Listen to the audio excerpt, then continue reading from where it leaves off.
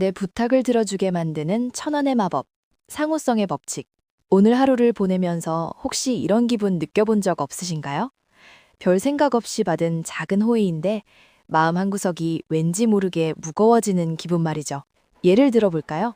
백화점 지하 식품관을 지나는데 직원이 웃으며 이쑤시개에 꽂힌 만두 한 조각을 건넵니다. 사실 배가 고픈 것도 아니었는데 그 조각을 입에 넣는 순간 우리는 묘한 심리적 압박을 느끼기 시작합니다. 그냥 지나치면 미안한데? 맛있다고 말이라도 해야 하나? 결국 하나 사야 하나? 이런 생각들이 꼬리에 꼬리를 물죠. 결국 내 손에는 계획에도 없던 냉동만두 봉지가 들려있게 됩니다. 이것이 바로 인류의 DNA에 깊숙이 각인된 가장 강력한 심리 기제 중 하나인 상호성의 법칙, Law of Reciprocity입니다. 상대가 나에게 먼저 호의를 베풀면 우리 뇌는 그것을 일종의 심리적 부채로 인식하고 어떻게든 갚아야 한다는 강력한 신호를 보냅니다. 안녕하세요. 사람을 읽어드립니다. 소열인입니다. 우리는 누군가의 마음을 얻거나 어려운 부탁을 해야 할 때 흔히 거창한 것을 준비해야 한다고 생각합니다. 비싼 선물, 화려한 식사, 혹은 엄청난 명분 같은 것들 말이죠. 하지만 심리학의 세계는 조금 다른 이야기를 합니다. 사람의 마음을 여는 가장 치명적인 열쇠는 사실 아주 작고 사소한 것에서 시작됩니다. 오늘 제가 여러분께 소개해드릴 기술은 바로 1,000원의 마법입니다. 왜 하필 1,000원일까요? 10,000원도 아니고 10만 원도 아닌 이 작은 금액이 어떻게 상대방의 노를 예스로 바꾸는 강력한 트리거가 되는 걸까요? 오늘 영상을 끝까지 보시면 여러분은 이제 누구를 만나든 심리적 주도권을 쥐고 상대방이 기꺼이 내 편이 되게 만드는 구체적인 전략을 얻어가실 수 있을 겁니다. 상호성의 법칙, 뇌에 새겨진 생존 전략. 상호성의 법칙은 단순히 예의나 도덕의 문제가 아닙니다. 인류학적으로 보면 이는 생존을 위한 필수적인 시스템이었습니다. 아주 먼 옛날 사냥에 성공한 사람이 고기를 나눠주면 다음에 사냥에 실패했을 때 다른 이에게 음식을 얻을 수 있다는 보장이 필요했죠. 내가 주면 너도 줘야 한다는 이 무언의 규칙이 있었기에 인류는 서로를 신뢰하며 협력할 수 있었고 거대한 문명을 일굴 수 있었습니다. 설득의 심리학자로 유명한 로버트 치알디니는 이 법칙의 무서움을 이렇게 설명합니다. 우리는 상대방이 누구인지, 내가 그 사람을 평소에 좋아하는지와 상관없이 일단 호의를 받으면 보답해야 한다는 강박에 사로잡힌다. 즉, 내가 싫어하는 사람이 준 선물이라 할지라도 일단 받는 순간 내 뇌는 그 사람에게 빚을 지게 된다는 뜻입니다. 그렇다면 왜 큰돈이 아니라 1,000원일까요? 여기에는 고도의 심리 전략이 숨어 있습니다. 첫 번째 이유는 경계심의 해제입니다. 만약 누군가 여러분에게 대가 없이 10만 원짜리 상품권을 준다고 가정해 봅시다. 여러분은 기쁘기보다 먼저 의심부터 할 겁니다. 이 사람이 나한테 왜 이러지? 나중에 무슨 큰 부탁을 하려나 그러나? 라며 방어 기제를 세우죠. 하지만 1,000원짜리 캔커피나 혹은 따뜻한 비타민 음료 한 병은 다릅니다. 이 정도는 부담 없이 받을 수 있는 순수한 호의로 인식됩니다. 상대의 방어막을 건드리지 않고 무혈입성하는 것이죠. 두 번째 이유는 부채의 불균등성입니다. 우리는 받을 만큼만 돌려주는 것이 아니라 내 마음속에 남은 부채감이라는 찝찝한 감정을 털어내기 위해 훨씬 더 큰 보답을 하는 경향이 있습니다. 부채의 불균등, 작은 콜라 한 병이 가져온 기적. 이를 증명한 유명한 실험이 있습니다. 1971년 사회심리학자 데니스 리거는 한 가지 실험을 진행합니다. 실험조교인 조가 예술작품을 함께 감상하던 피실험자에게 아무 이유 없이 10센트짜리 콜라 한 병을 사다 줍니다. 그리고 잠시 후 조는 피실험자에게 조심스럽게 부탁합니다. 내가 지금 경품권을 팔고 있는데 한 장당 25센트야. 몇 장만 사줄 수 있을까? 결과는 어땠을까요? 조에게 콜라를 얻어 마신 사람들은 그렇지 않은 사람들보다 무려 2배나 많은 경품권을 샀습니다. 여기서 소름 돋는 점은 당시 콜라는 10센트였고 경품권은 훨씬 비쌌다는 겁니다. 사람들은 단돈 10센트의 호의를 털어내기 위해 그 몇 배에 달하는 경제적 손실을 기꺼이 감수했습니다. 심지어 실험 후 설문에서 나는 조라는 사람이 별로 마음에 들지 않았다고 답한 사람들도 경품권을 샀습니다. 호감보다 강력한 것이 바로 부채감이었던 거죠. 6번. 1,000원으로 상대의 시간과 노력을 사는 법. 이 실험을 우리 일상에 가져와 볼까요? 직장 상사에게 어려운 결제를 받아야 하거나 동료에게 번거로운 업무 협조를 구해야 할 때 우리는 흔히 죄송한데 이것 좀 이라며 미안함부터 앞세웁니다. 하지만 이때 미안함은 상대에게 업무 부담으로만 다가옵니다. 전략을 바꿔보세요. 부탁을 하기 1시간 전 혹은 전날에 편의점에서 산 1,000원짜리 초콜릿 하나나 따뜻한 캔커피를 쓱 건네는 겁니다. 지나가다 보여서 샀어요. 요즘 피곤해 보이셔서요. 라는 가벼운 한마디와 함께요. 상대가 그것을 입에 넣는 순간 그의 무의식에는 플러스의 에너지가 쌓입니다. 그리고 잠시 후 여러분이 부탁을 건네면 상대의 뇌는 본능적으로 계산기를 두드립니다. 결국 상대는 평소라면 귀찮아했을 일도 에이, 그래요. 이번만 해줄게요. 라며 들어주게 됩니다. 7번. 무작위성의 힘, 의도를 숨기는 기술.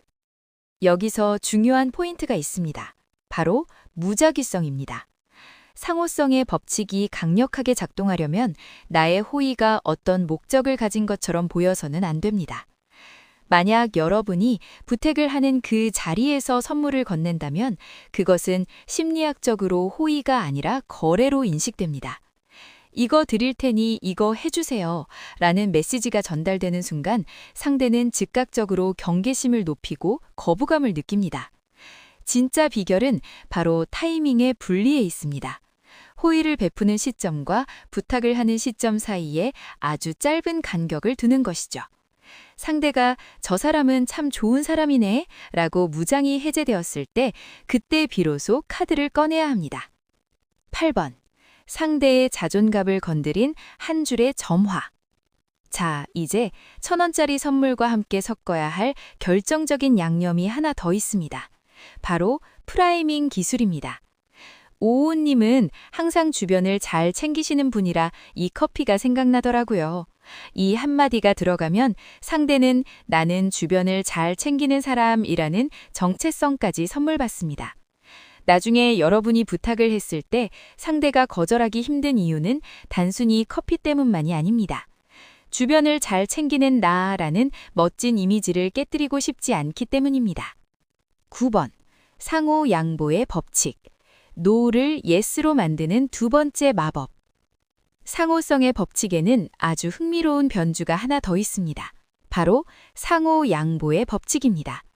꼭 물질적인 1,000원이 아니더라도 내가 먼저 내세웠던 조건을 양보하는 것 자체가 상대에게는 1,000원 이상의 가치 있는 호의로 느껴질 수 있다는 뜻입니다.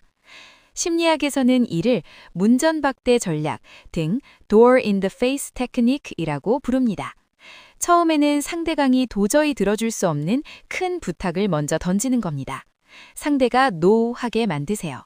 상대가 거절하는 순간 여러분은 한 발 물러나며 말합니다. 아, 역시 무리겠죠. 그럼 이건 어떠세요? 이건 아주 간단한 건데. 라며 원래 의도했던 작은 부탁을 꺼내는 겁니다. 상대방의 뇌는 저 사람이 나를 위해 양보를 해줬네. 나도 이번엔 양보를 해줘야 공평하겠지? 라는 심리로 움직이게 됩니다. 10번. 디지털 시대의 1,000원. 기프티콘의 심리학. 직접 만나기 어려운 사이라면 비타민 기프티콘 하나가 1,000원의 마법을 완벽하게 수행합니다. 중요 프로젝트 앞두고 협력사 담당자에게 연락해야 할 때 1,200원짜리 음료 기프티콘을 먼저 보내보세요. 오늘 날씨가 갑자기 추워졌네요. 따뜻한 거 한 잔 드시고 힘내세요. 이 짧은 메시지는 여러분을 귀찮은 부탁을 하는 사람에서 나를 챙겨주는 고마운 사람으로 단숨에 바꿔버립니다. 상대는 그것을 사용하는 순간뿐만 아니라 사용하기 전까지 리스트에 남아있는 내 이름을 볼 때마다 미세한 부채감을 느낍니다. 11번. 1,000원 뒤에 숨겨진 개인화의 힘. 상호성의 법칙이 가장 강력하게 폭발할 때는 그 호의가 나만을 위해 준비되었다는 느낌을 줄 때입니다. 레스토랑 실험에서 사탕을 줄 때 손님들이 너무 매너가 좋으셔서 특별히 한 알씩 더 드릴게요 라고 말했을 때 팁이 무려 23%나 급증했습니다. 1,000원짜리 물건을 건넬 때도 이거 그냥 남아서 드리는 거예요 라고 말하지 마세요. 대신 오우님이 저번에 좋아하신다고 했던 게 기억나서 샀어요 라고 말해보세요. 상대는 여러분의 기억력과 배려에 빚을 지게 됩니다. 12번. 상호성의 부작용, 착취가 아니라 순환. 물론 이 기술을 사용할 때 상대를 조종하려 한다는 느낌을 주어서는 안 됩니다. 제가 생각하는 천원의 마법은 상대를 낚는 미끼가 아닙니다. 오히려 경직된 관계에 윤활유를 붓는 작업에 가깝습니다. 내가 줬으니 너도 내놔 라는 착취의 마음이 아니라 내가 당신을 이만큼 소중하게 생각하니 우리 기분 좋게 협력해봐요 라는 긍정의 순환을 만드는 것이 이 기술의 진정한 핵심입니다. 13. 관계의 은행계좌. 1,000원씩 쌓아가는 무형의 자산. 인간관계는 사실 축적의 결과입니다. 우리가 누군가에게 베푸는 1,000원짜리 호의는 감정 은행계좌에 차곡차곡 쌓이는 예금과 같습니다. 매일 혹은 매주 전하는 작은 배려는 상대의 무의식 속에 여러분을 가장 신뢰할 수 있는 우량주로 등록시킵니다. 나중에 여러분이 정말 큰 도움이 필요해 인출을 요청할 때 상대는 망설임 없이 자신의 잔고를 털어 여러분을 도울 것입니다. 14. 5분의 법칙. 돈보다 귀한 노력의 정화. 1,000원의 마법이 꼭 물질적일 필요는 없습니다. 때로는 5분만 투자하면 할 수 있는 작은 수고가 더 큰 힘을 발휘합니다. 동료가 서류 양식 때문에 헤매고 있을 때 슬쩍 다가가 팁을 주거나 친구가 찾던 정보를 톡으로 보내주는 것. 이 짧은 5분은 이 사람은 나를 지켜보고 있고 기꺼이 돕는 사람이라는 강렬한 메시지를 점화합니다. 15. 거절당했을 때마저 활용하는 상호성. 만약 먼저 호의를 베풀었음에도 상대방이 부탁을 거절한다면 어떨까요? 이때 오히려 담담하고 너그럽게 받아들이세요. 괜찮습니다. 다음에 기회 되면 또 여쭤볼게요. 라고 웃으며 넘기는 겁니다. 이 순간 상대방의 마음속에는 2배의 부채감이 쌓입니다. 이 미안함은 나중에 여러분이 다시 손을 내밀 때 2배, 3배의 승낙 에너지가 되어 돌아옵니다. 16. 1,000원으로 설계하는 당신의 미래. 결국 이 모든 기술의 끝에는 사람이 있습니다. 우리가 1,000원짜리 캔커피를 건네는 진짜 이유는 차가운 세상 속에서 서로가 서로에게 빚을 지고 그 빚을 갚기 위해 한 번 더 웃어주고 도와주는 따뜻한 연결고리를 만들기 위해서입니다. 여러분이 건네는 그 작은 호의가 누군가에게는 오늘 하루를 버티는 힘이 될 수 있고 여러분에게는 평생의 든든한 아군을 얻는 시작점이 될 수 있습니다. 소월인의 원픽 미션. 지금 바로 휴대폰을 열어보세요. 그리고 최근 나에게 도움을 주었거나 혹은 내가 조만간 부탁을 해야 할 사람에게 1,000원대의 가벼운 기프티콘과 함께 덕분에 항상 든든해요 라는 메시지를 보내보세요. 그 찰나의 행동이 여러분의 인간관계라는 운명을 어떻게 바꾸어 놓는지 직접 경험해 보시길 바랍니다.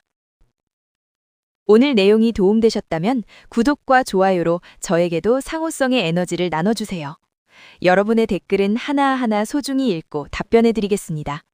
언제나 여러분의 마음이 자유롭게 날아오를 수 있도록 지금까지 사람을 읽어드립니다. 소월인이었습니다. 감사합니다.